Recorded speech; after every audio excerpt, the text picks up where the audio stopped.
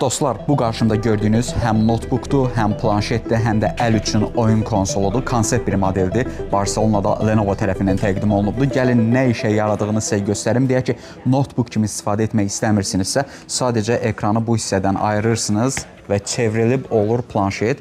Böyük bir planşetdir əslində. Əgər oyun üçün sizə lazımsa, siz sadəcə bu konsol üçün olan kontrolleri sol hissəyə, bir də sağ hissəyə yerləşdirirsiniz. Çox rahatlıqla bağlanır bu arada. Gördüyünüz kimi artıq bir oyun konsoluna çevrildi. Amma istəsəniz bunu ekranı çevirib vertikal formada da oyun konsoluna çevirə bilirsiniz. Gəlin yerlərini dəyişim. Kontrollerin. Baxın, yerləşdirdim bu hissəyə.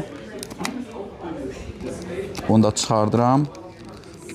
Və baxın, bu formada uzunluğa bir ekran alındı və işin maraqlı tərəfi ondan ibarətdir ki, ekranı daha da kiçiltmək istəsəm, sadəcə ekranı bükürəm və ənənəvi kontroller formasına gəldi. Gördüyünüz kimi həm arxa ekranı var, həm ön ekranı var.